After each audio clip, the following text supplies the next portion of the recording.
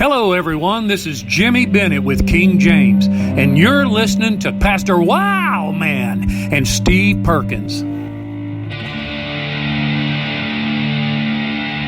are about to listen to the intersection of faith, talk, and music. The Wild Man and Steve Show starts right now.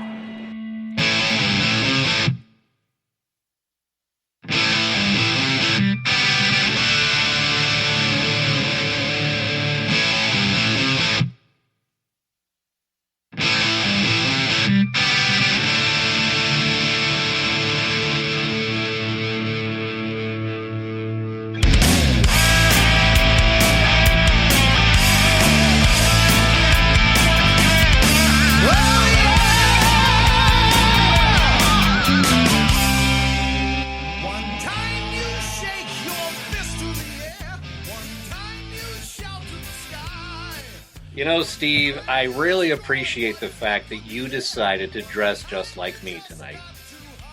You know, I was thinking the same thing. It does me an honor when you try to be like me, because you know I've heard you say that you wanted to be like Steve when you grew up. So, well, if we back this up a couple moments, I said it first. So if I said it first, then... No, I said it first. No, I'm sorry. No, maybe you didn't hear me. I said it. No, I said it first. I said it first. Okay. You're a teacher, right? Right? Yes. Yes. Now, are you acting like a student at this moment? You know, it kind of gets into your head sometimes. What exactly is that gets into your head? Just teenageness. Teenageness. I believe, ladies and gentlemen, that here on the Wild Man and Steve show at this moment, I believe Steve, the Mr. Incongruity, I believe he just coined a new term, teenageness. So we're experimenting about the best way to open different shows, multiple different ways. So I'm going to ask you, how would you define, Mr. Latin teacher, how would you define teenageness? Teenageness is a tornado of creativity, intellectual curiosity, and sheer off-the-wall zany humor. You know what? I'm pretty sure you need to just take teenageness away and put that on as the description of our show. You know, it applies to us as well, doesn't it? So, ladies and gentlemen, now that our intro is out of the way, now, as you know, this is the part of the show that everyone waits for when I turn it over to Mr. Segway for him to introduce the amazing guest we have with us this evening. You know, I don't even know who we've got on the show tonight, Wild Man. All I know is at the end of a long day, sometimes I just need to kind of chill and relax a little bit. And to be quite honest, I've kind of got faith in my head right now. It's like I've just got faith in my. It's almost like I got a faith head right now, and so I don't really know what you're talking about in terms of the segue, but that's just kind of where I'm at. You know, ladies and gentlemen, I just can't believe how he just strikes every single time. Because would you believe, Steve, that tonight we have Patrick Shipley from the band Faith Head? Are you serious? Yes. Wow. I forgot to mention that to you before we started recording tonight. Yes, it is him. Yes. So, Patrick, welcome to the program, sir. How are you doing today? Oh, I'm just glorious and reveling in my teenageness. There you go. Awesome, brother. I can see the next Faith Head T-shirt is going to have that, reveling in my teenageness, right? I'm copywriting it now, trademarking it as we speak. It's all yours, man. Yes, take it. exactly. And this is just going to go down in history that it started during this Wild Man and Steve show, right? In the annuals of rock and roll, you know, it's there, man. Let it be written, so shall it be done. Yeah. So Patrick, you know, we always start off with our guests. Our fans are always interested in the history. And so to begin with, how did you get started in music in the first place? Well, I come from a musical family. My father plays piano. My brother plays guitars. I have other musical relatives, but my father, who's pretty good piano player, he when we started, I guess right before we were at preteen, 12 years old, he's like, well, what instrument do you want to play? And I thought, well, maybe I want to play drums, but he's like, well, okay. I was like, but I think I want to play bass. My brother plays guitar, you play piano. I think I want to play bass because I've noticed, bass players, going all the way back to Lee Dorman with Iron Butterfly. Notes me a little bit. Geezer Butler, Black Sabbath, Cliff Burton, Metallica. So, those, it's like, I think I want to take a stab at bass. And he got me a bass. And I cut my teeth on growing up playing old gospel hymns. My father played piano in a gospel quartet for many years. And I remember going here and yon with him. And so, it just, it started out, 12-year-old Patrick kind of got into it a little bit. And then when I was 13, I saw this little unknown band called Guns N' Roses open for Motley Crue on their Girls, Girls, Girls tour. And I'm like, oh, I want to do that. Yeah. So, because I was standing literally right under Duff McKagan at that time. And I think I could do this. Because, I wasn't athletically inclined. I played sports, but I wasn't that. But I was really, music was kind of shaping up to be my thing. And so this is kind of where it all started. It's interesting, as Wildman said, we asked that question a lot, and it's interesting to me how many artists will say exactly what you said. Well, I came from a musical family. Just so many people have that. What about the other folks in your band? Are they also from musical backgrounds? And if not, I kind of like, how does it work for people who maybe didn't grow up with that, didn't grow up with a father who, could play piano and really teach some of the basics of music, that sort of thing? How does it work for them? Well, that's a good question. I'll have to get some of the other guys on the show so you can ask. As far as I know, most of them, had some sort of interest or started with some, level of curiosity, or I think every musician sees somebody that they want to emulate on some level. I've got people, parents come to me all the time, says, I got my child and they want to, they're thinking about wanting to play an instrument. And my first question is, well, who is their hero? Who is the person that they're trying to emulate? Who's their, I hate to say it this way, who's their idol? And so I try to say, well, they need to have, it kind of has to start there, and that's not necessarily Duff McKagan wasn't what I was shooting for, but, I was, I kind of, I'm a fan of his, I don't agree with everything that he says, but he's become very much a self-made man in his later years and things like that. But I think everybody has someone that they are trying to, idolize. So I think as far as musicians, the word we use is there are influences, even though I would say. My influences are like Dennis Dunaway, the original bass player for Alice Cooper, Geezer Butler, Black Sabbath, those guys, it's kind of like a hodgepodge. I can throw Lemmy in there too from Motorhead. But it's musical, I never as much as I think I tried to live the rock and roll lifestyle in a small farming town as best one could growing up. I'm on my tractor! It's very rock and roll, but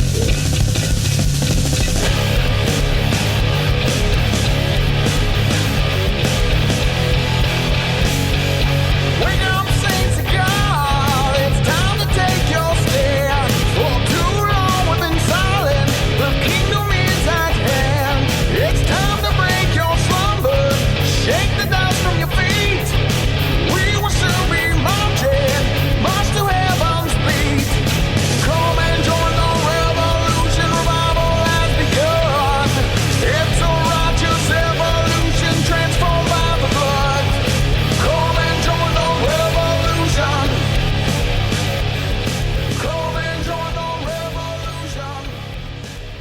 got to follow up on this because you have now dropped several names. You've referenced Iron Butterfly, you've referenced Black Sabbath, Guns N' Roses, Metallica, Alice Cooper, and you said you grew up playing gospel hymns. Talk to me. Talk to us. How do those things sit together in your head? Well, as far as gospel hymns go, I mean, the bass, as far as bass guitar goes, I mean, it's the backbone. As far as, hard rock and metal music, it's the backbone. And it's like you hear the guitar, but you feel the bass, and it's just that role. My older brother, Scott, he's kind of one of those virtuoso guitarists, like a Joe Satriani, Steve Vai type. So, when we were growing up together, I kind of learned how to create that sonic wave for a guitar player to play on top of. So, it was just seemed to be a natural fit for me. I'm a closet guitarist. I get in the closet and I dream of chords, but no, it all fits together because, all the roots are the same. A lot of the musical foundations are the same. One of the first, gospel song, I learned, I think was, Amazing Grace or something like that. I can't remember the exact, but I can't remember because they're all kind of the same. They're kind of like a GCD kind of a thing, and you're just kind of walking, that line. But I do know the first song that I ever learned, rock and roll wise, was Iron Man by Black Sabbath. Because that was my first song. And after that, I pretty much learned the whole Paranoid album by Black Sabbath. And like the first, from 13 to 14 was spent learning that album. So, and I think it's, like I said, I wasn't necessarily trying to emulate, Geezer, but I really liked his playing. It cut through, you could hear it. And the sad part was, growing up in the 80s, a lot of bass players abandoned real bass playing. Yeah. Even Gene Simmons of Kiss mentioned that, because he was just told you just got to stay on the low E. But, growing up in the 80s, I had to look to the 70s to find those bass players that had that technique. Fortunately, the 80s did have Steve Harris of Iron Maiden. We did have Cliff Burton of Metallica. And then in the 90s, I got introduced to Les Claypool, and that was a whole nother, of Primus, which was a whole nother formula that got added to my playing.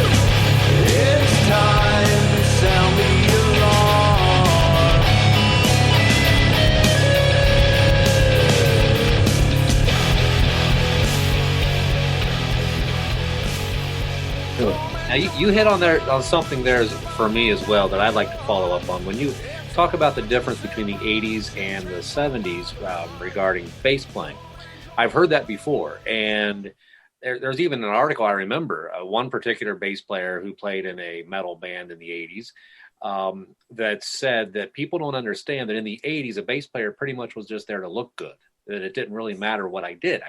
That's pretty much what he said.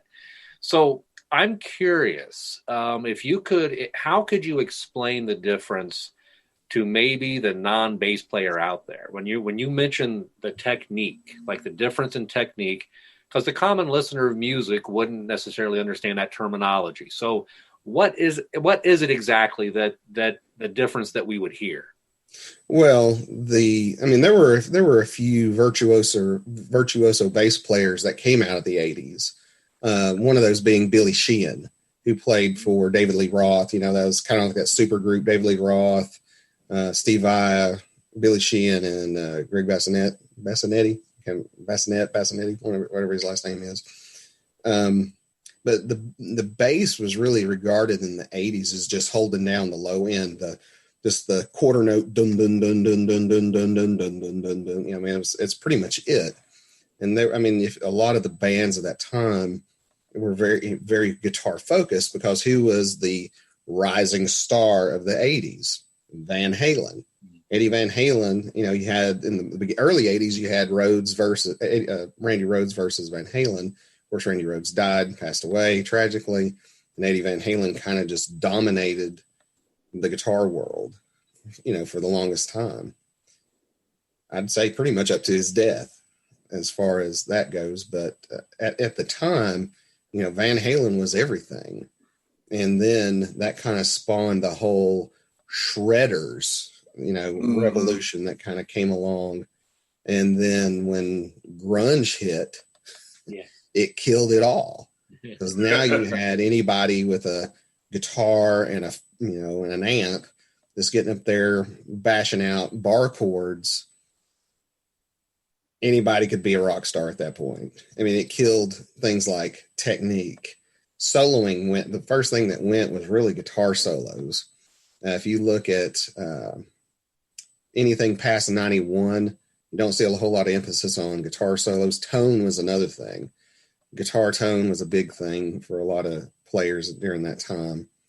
And, you know, it was all focused on the guitar, and bass really didn't get noticed, I think, until the 90s, until you had bands like the Red Hot Chili Peppers that came out, and you had this superstar bass player named Flea. And Flea kind of broke the bass players out a little bit. And then you had Les Claypool of Primus that came out. And I can't think of the guy's name, but the bass player for Jane's Addiction, I kind of got introduced to. He was a phenomenal bass player. So bass players really didn't get any fanfare until the 90s, when the attention on rock shredding kind of went away. And then in the early 2000s, it started making a comeback.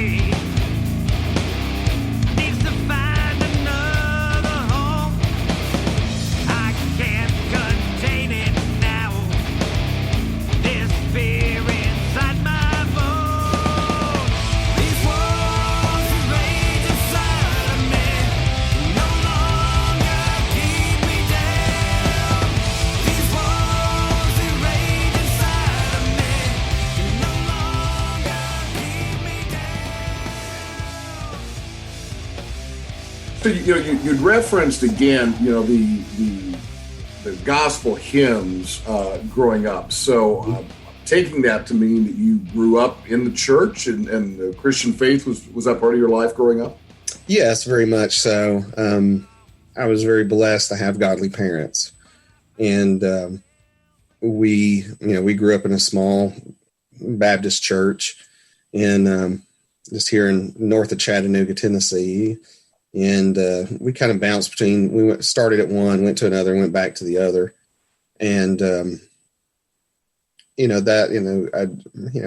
didn't grow up in any turbulent household or anything like that. My parents had, arguments just like every other family did. We had hard times. Looking back, I asked my dad, my dad said, I lost my job in the 80s when Ronald Reagan came into office, and I got my job back when he got reelected. And I do remember those times being pretty tough, but I was very little. So that was probably about, that was about the extent of it, was, in watching my parents, struggle to make ends meet, but we never went without. And, I'm very grateful for that. I know a lot of people can't say that. Mm-hmm. And to me, I think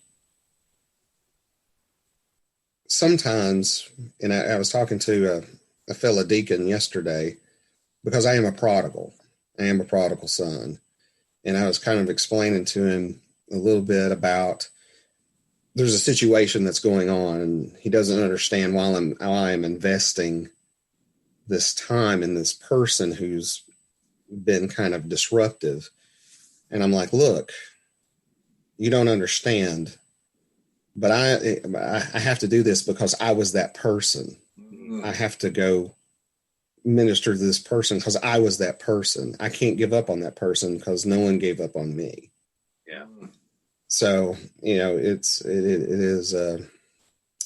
kind of weird how that all played out, but yeah, God never let go of me, and that's and I think I don't want to say obligated because that sounds kind of cold and non-loving, but that's the only word I can think of. I feel obligated to extend that mercy and that grace.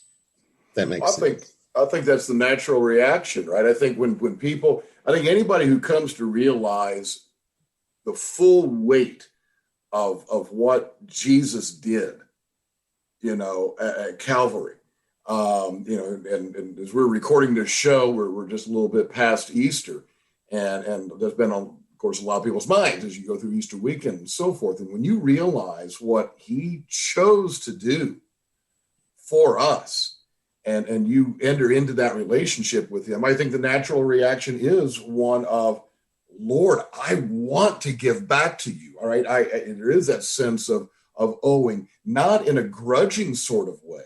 Right. I got to pay my taxes. I don't want to do it, but I got to. No, it's not that at all. It's that loving debt that we could never possibly repay. But we want to do that. So would you say that really kind of your journey, you use the term prodigal, would you say that it's that kind of the journey from the far country? Is that what really then inspired you to use your musical passion and your musical gifts in Christian music? Well, yeah, for sure.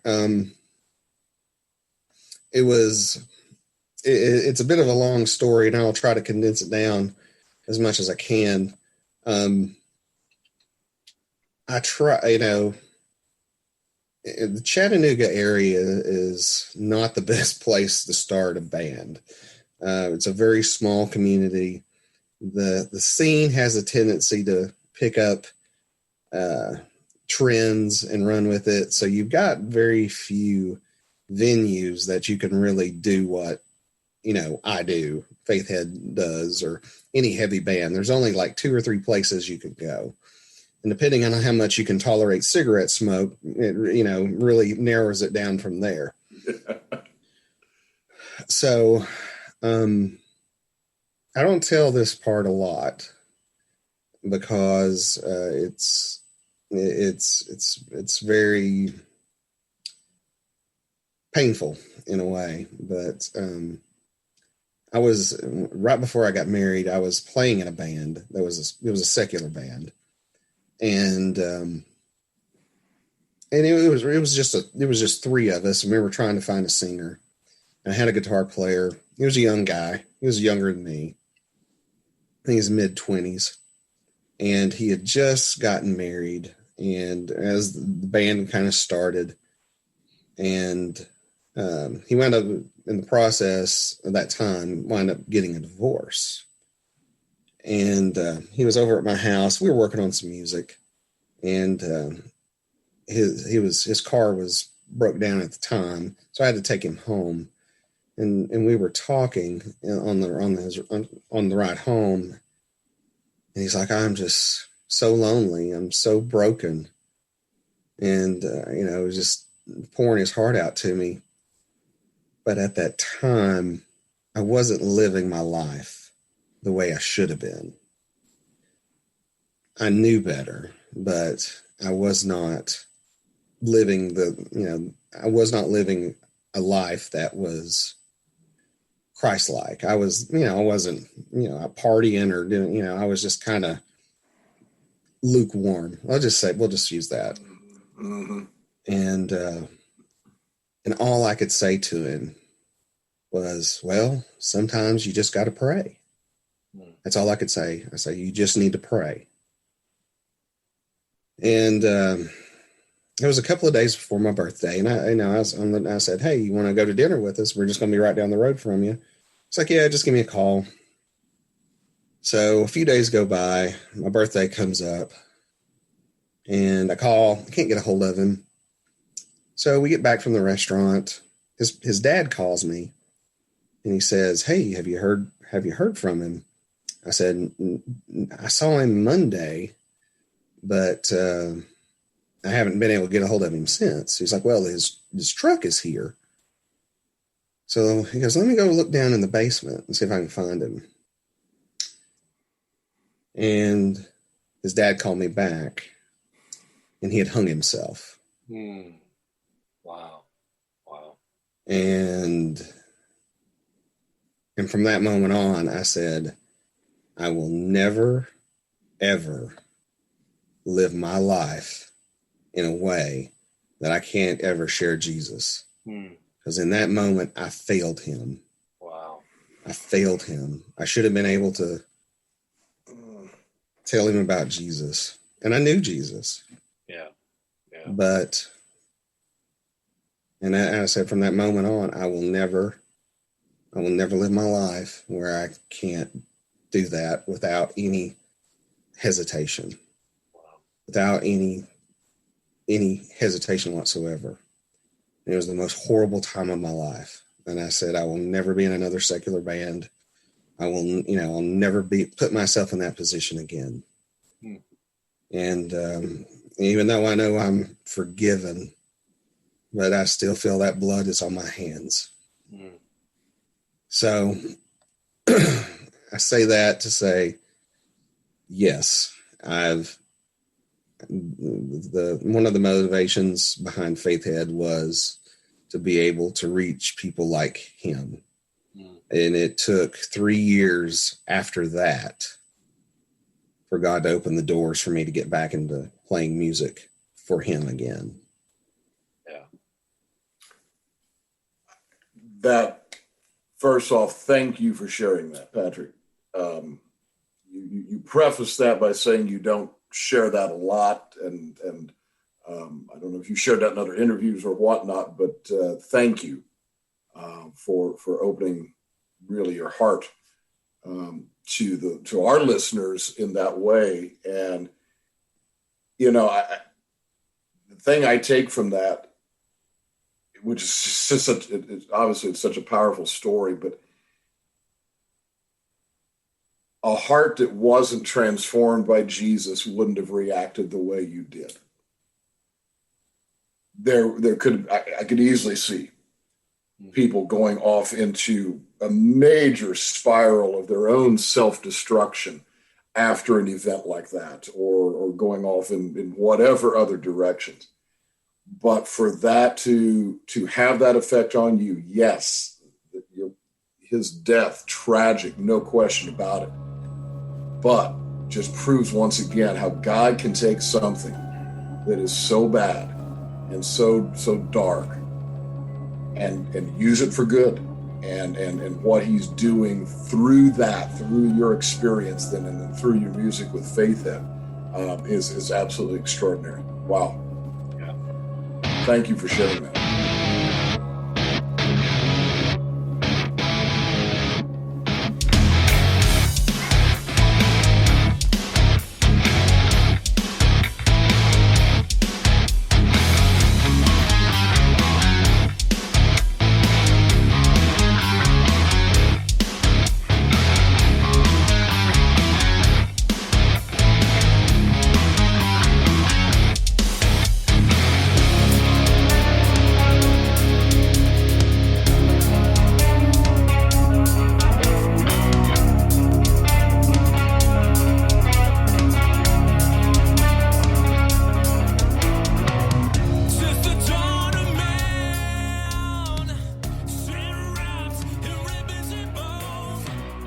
In Tennessee, teen suicide has doubled in the last just the 2 or 3 years.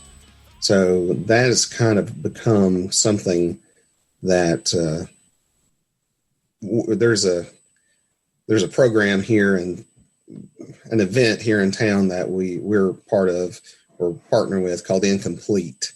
And we didn't get to do it last year because of, COVID, but hopefully this year that's something we can be a part of again. It's something that's gotten close to my heart, especially having kids of my own. So I take anything in regards to suicide very seriously and very personally. And because it's not, I don't joke about it. I don't throw it out flippantly. And it cuts me to the core every time. But, it is something that we got to deal with in our society. And in our music, I don't think we've ever really talked about it. And I don't know if I can. I don't know if I can write about it because it takes me back to that. Yeah. But, our music will always point to hope. And that's what he needed was hope. And that's kind of the gist behind all of our lyrics is to point people to hope always. And because if it doesn't, then it's just noise. Yeah, right. Well, and I will say your lyrics are very strong. In fact, Wildman and I were talking about this before you came on the show. Yes, there's hope there. You guys are, you're getting a Christian message across. Obviously, anything that's connected with Jesus, there's going to be hope in it. There's going to be life. There's going to be light. But that also doesn't mean that necessarily that the lyrics are sappy, right? They're just trivial or they're not light in that regard. And one of your songs in particular, you've got this song Genesis, which you guys spell Genesys. And there's some strong imagery in this song. And in particular, it really struck me. Wildman mentioned I teach high school, a high school teacher. And you've got in the third stanza here, I'm looking at this off your website. You've got this lyric, deposit arms and legs to be educated nonsense. Broken families and no responsibilities, 60 million children grinding through the machine. Can you elaborate on that a little bit? And one of the things about a great song, obviously, is different people can hear it in different ways and get something out of it for them, right? How they relate to it. And certainly I heard that as a teacher. And I saw immediately kids going through school, which very often is like a machine, and it really does grind down and crush the life out of so many people when it's not done well. So I don't know if that was specifically about kids in school or education, but kind of what were you guys going for with that lyric? Well, there's multiple meanings there. We try to leave some room for personal interpretation. I think there's a lot of duality in some of these lyrics because you can apply it to a couple of different things. Some of it, you could look at it as abortion. You could look at it as the indoctrination of our country's youth. I don't know how much y'all follow the transgender movement. It's not aimed at adults. It's aimed at children. They're not trying to convince parents or try to circumvent parents to allow kids to make those decisions. They're going for the children. And I have nothing but compassion for people who have gender dysphoria or any of those issues. I'm not going to beat anybody over the head for that. I mean, people go through some serious trauma in their lives or have some biological issues or mental issues that cause them to have those thoughts. Now, obviously, I'm not a doctor. I don't know, but I have to trust, when Johns Hopkins says this is not a good thing, that it's not a good thing. So my point is, as far as the lyrics go, it's kind of cleverly done so you can kind of take it in multiple ways. We kind of do that with some other songs, but that one in particular, it is one of those things where you can take it as education, you can take it as abortion, you can take it. I mean, add your third interpretation to it, but the overall point is that it's the children that are being targeted. Our children are the ones that they're going after. They're not going to be able to convince me, but they're going to, when they got my child for 8 hours in school, they're going to try their best to indoctrinate. And I know you are a teacher, and I'm assuming that you don't go along with that indoctrination thing that they do. Right. I mean, I have nothing but respect for teachers. Growing up, some of my biggest heroes were my teachers. My music teacher, I had a Spanish and biology teacher that I loved. And, but I am saying that as a whole, it seems like our kids are the ones that are the recipients of this agenda. So you have to interpret it how you want.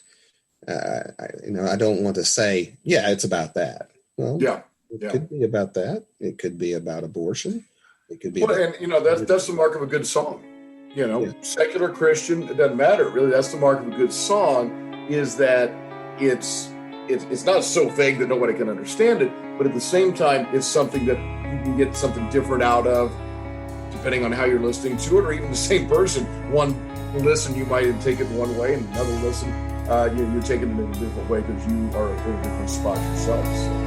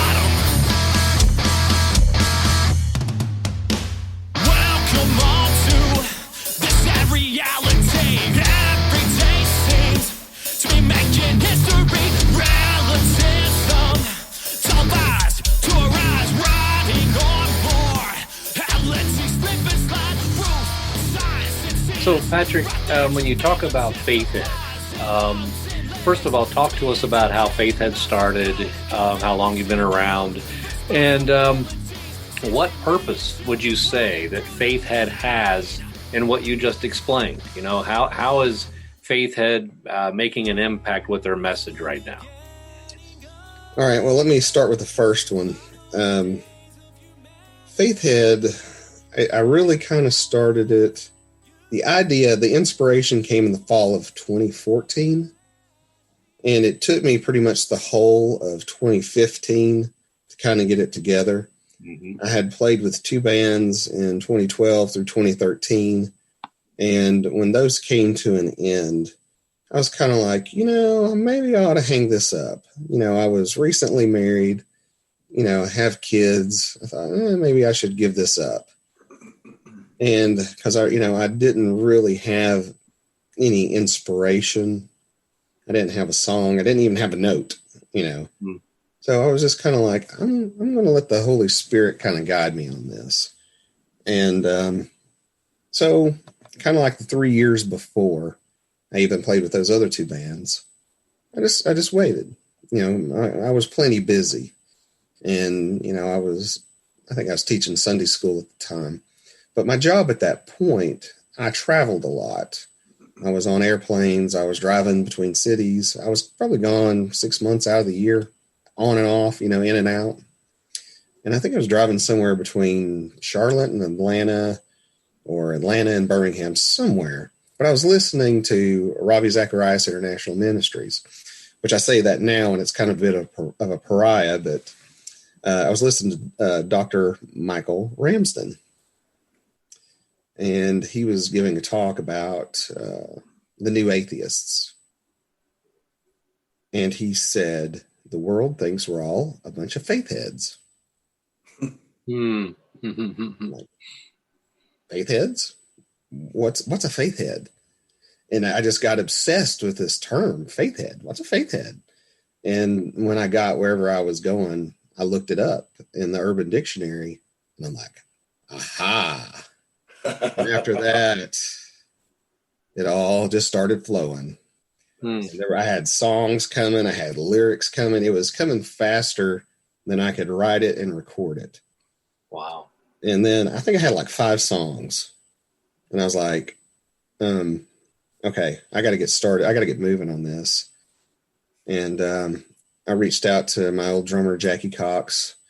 And Jackie's gone on to be with the Lord now. But called Jackie. And I was like, well, what do you think? He was like, okay.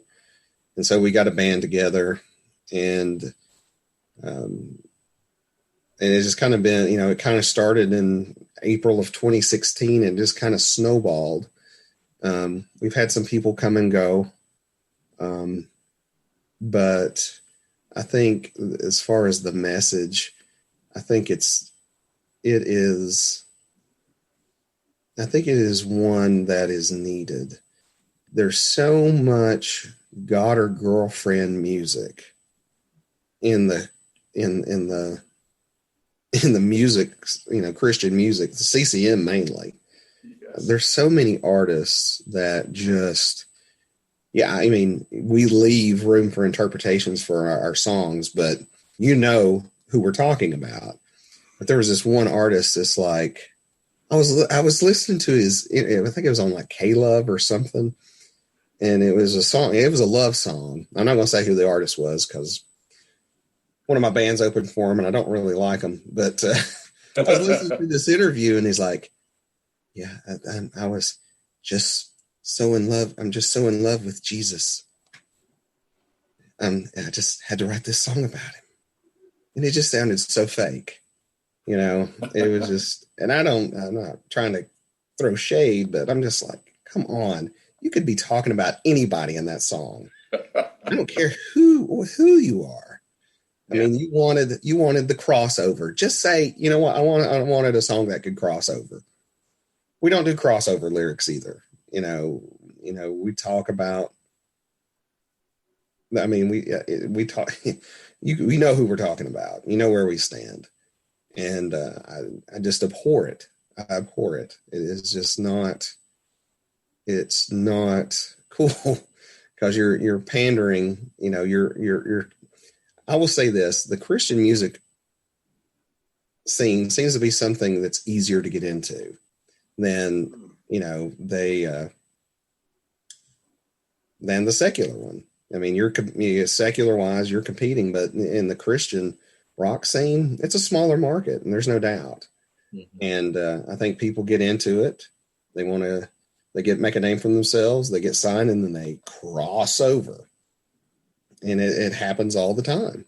Okay. And I when Faith Head formed, I said, we're not going to do this.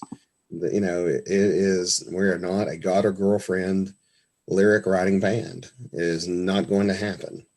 And if it ever does, I will pull the plug on it, and it'll come to the end. But fortunately, I've not had anybody that's had that mindset. So, but we're going to point to hope. We're going to confront things in our lyrics. I don't know if you've read Old Sin, New Skin. It should be very obvious. Yep. I have to say, this one song that we haven't played for a long time, but we just recently we've been working on it to bring him back to the set. If I ever had to write say I ever wrote a song that was turn or burn, it would be the song Under the Blood. And I think the meaning of that should be very plain. And I thought about it. He was talking about hymns. It's like, that's my Jesus is Coming Soon song. Jesus coming soon, morning or night or noon. Many will meet their doom. Most heavy metal gospel hymn ever written. Yeah. Love it.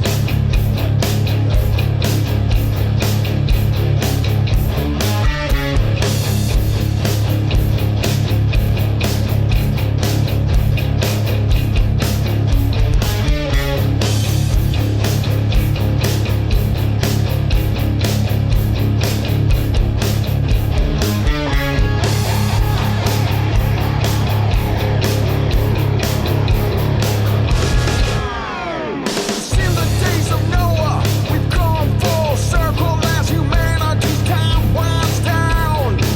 A race of violent, sadistic, indecent, deceitful, sacrilegious, reprobate thugs.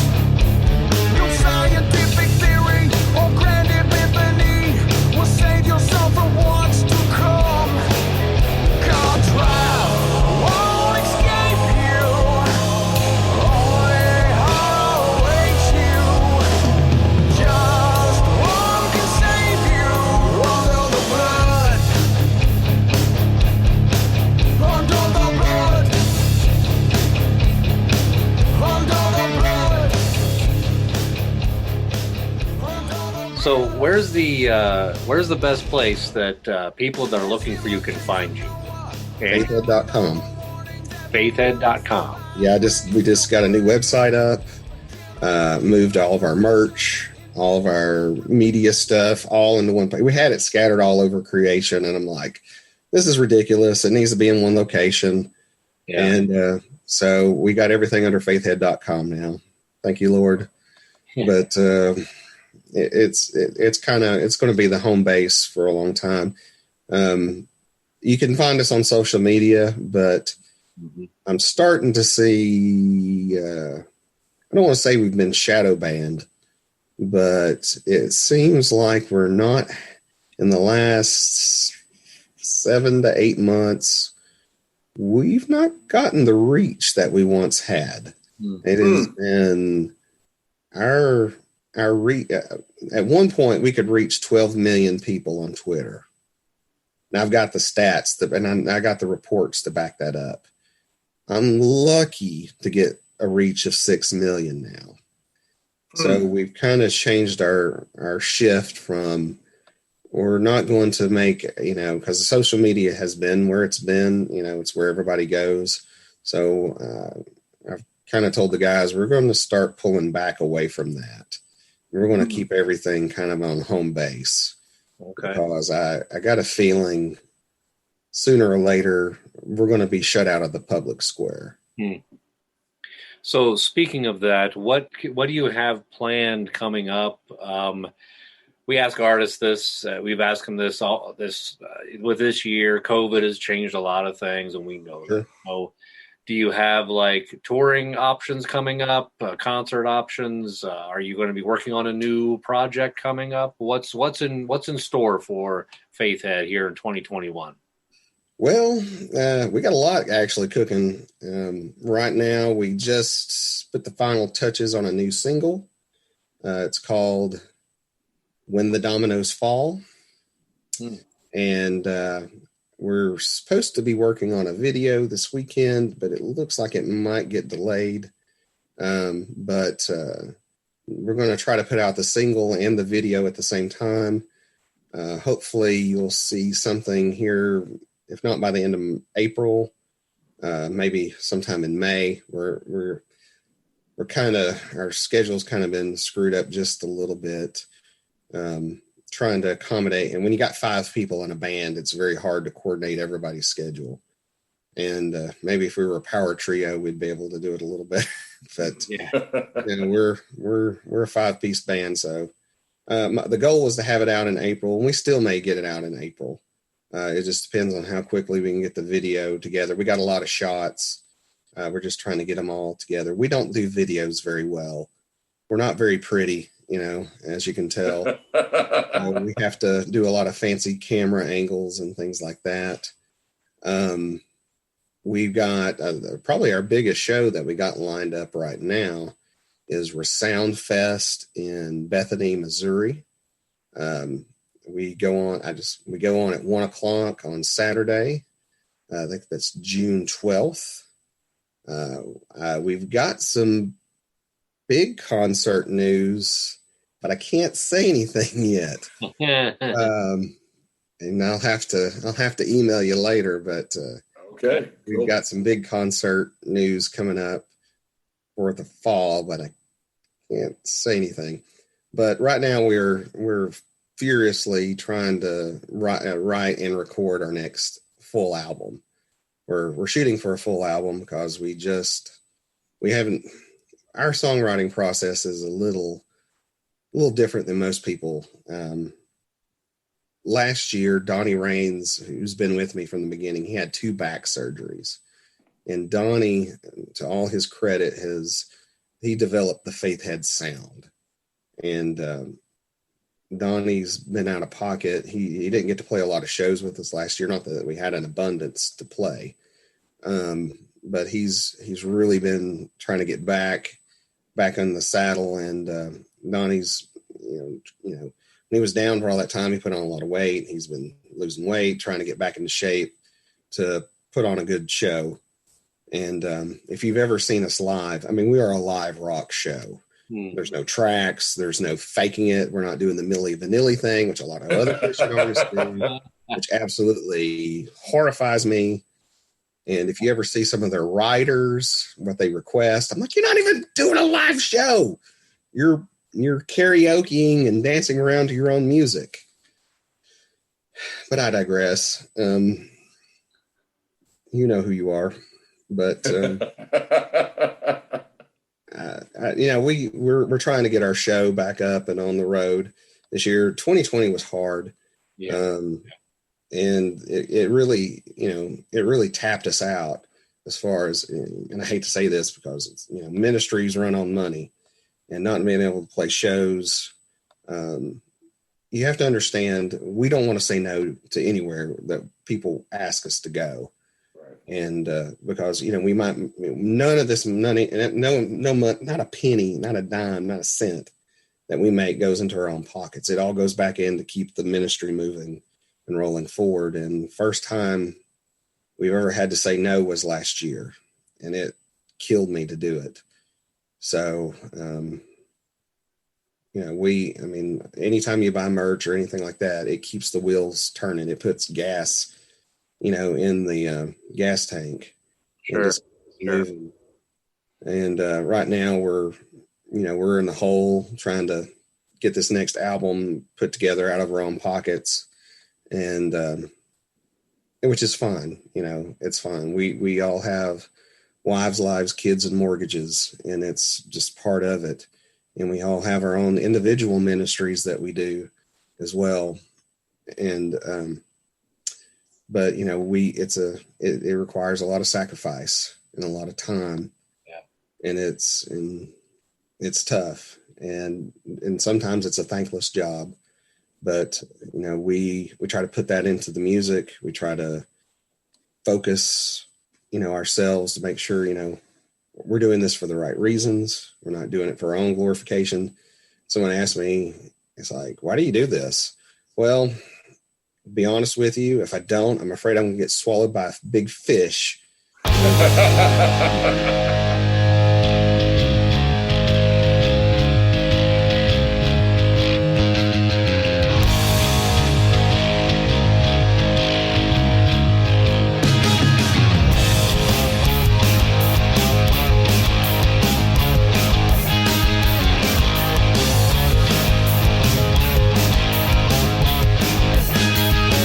World says we're strange, some say insane. Some of me is more than heart and brain.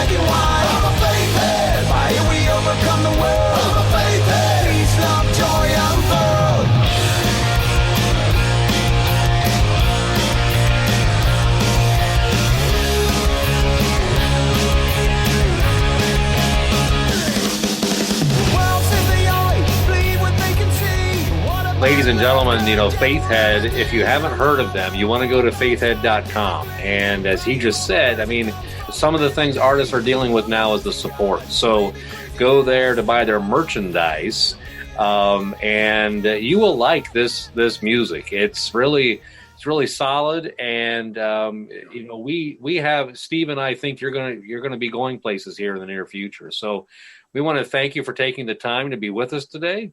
And we appreciate you coming with us and sharing and basking in our teenageness together. We appreciate that. Well, I certainly appreciate being able to participate in the teenageness.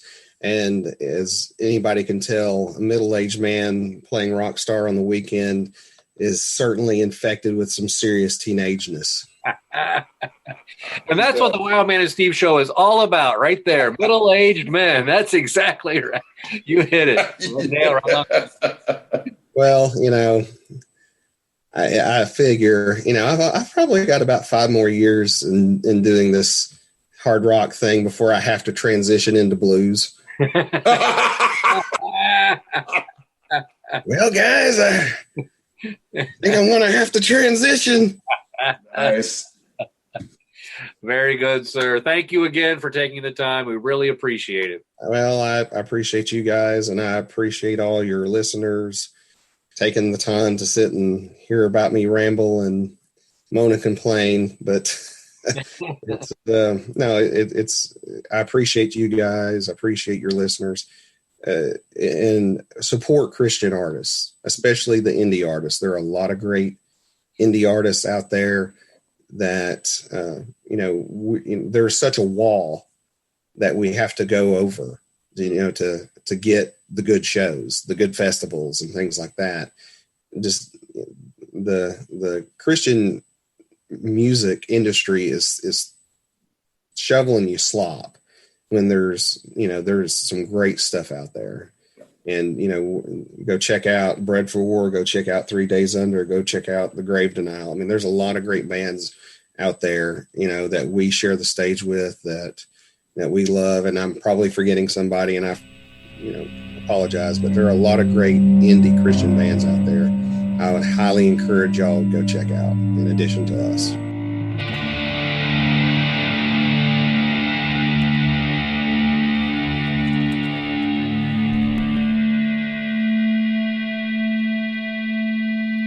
What an incredible time we had interviewing Patrick Shipley of Faith Head.